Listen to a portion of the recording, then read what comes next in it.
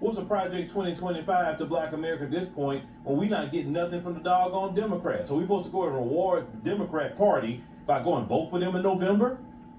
So we could. This man have led 7 million people that come across the border, 7 million in his time there. So we give him another 4 years, that's gonna be 14 million. But I guess that's cool, right? And resources taken away from Black Americans because of Project 2025. We already live in Project 2025, as you want to talk about, in Black America.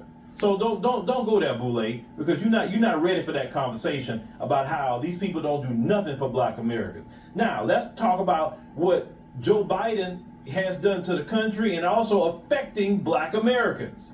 So if you look up on the screen, the Biden administration flew hundreds of thousands of migrants into the U.S. using the CBP-1 app. Now we're going to get into that. This is what Joe Biden and the Democrats have done that has harmed the country and definitely Black Americans. The Biden administration has admitted, this is an admission, Boule Martin, has admitted transporting migrants on secret flights into the United States, and lawyers for its immigration agencies claim revealing the locations could create national security vulnerabilities. But you wouldn't worry about the people you're bringing in? Now, Customs and Border Protection has refused to disclose information about a program last year secretly arranging flights for thousands of undocumented immigrants from foreign airports directly to U.S. cities. Now, the whole time, they were saying Greg Abbott is shipping migrants to the liberal cities and sanctuary cities, all that Greg Abbott. And the whole time that they talked, they blamed everything on Greg Abbott about the buses. Biden then was flying them in constantly and putting them in your cities, your sanctuary cities. It continues to say, it means that while record numbers of migrants were flowing over the southern border last year, the Biden White House was also directly transporting them into the country. Use of a cell phone app has allowed for the near undetected arrival by air of 320,000 migrants with no legal rights to enter the United States. It comes after a controversial 2022 transportation program in which the administration used taxpayer money to move migrants throughout the country on overnight flights. Just like, remember in Boston, when we covered that, when the brothers and sisters in Boston noticed them moving things into their community center at night, they put paper up so you couldn't see what they were doing, so they could move beds in and everything, while you got homeless Black Americans working full-time jobs and still homeless, but the migrants are coming in. See, this is why they're getting so many resources. I told y'all, all this stuff is coming from the top. It's coming from Biden.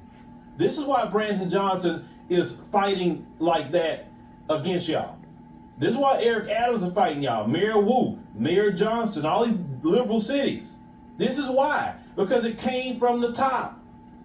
This is whole federal agencies moving migrants into the country. So they gotta give them resources. So they promise they can come over here.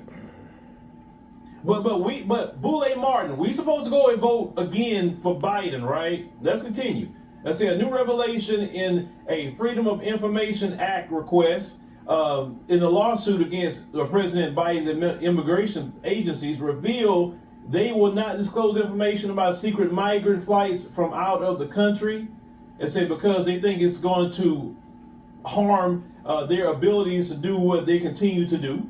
It said President Joe Biden expanded the CBP-1 app to allow aliens, it said, to apply for asylum from their home countries and then secretly fly them to U.S. airports from foreign ones, included in details of the Freedom of Information Act lawsuit, first reported by Todd Benson. They said the Center for Immigration Studies found Biden's CBP approved the latest secretive flights that transported hundreds of thousands of illegal immigrants from foreign countries into at least 43, listen to that, of at least 43 American airports from January through December 2023. The program was part of Biden's expansion of the CBP-1 app, was kicked off the start of last year. Migrants were able, under Biden's expansion, to apply for asylum under the app from their home countries. And say, but the Center for Immigration Studies notes that the transportation of the migrants directly to the U.S. is one of the lesser known issues of the app.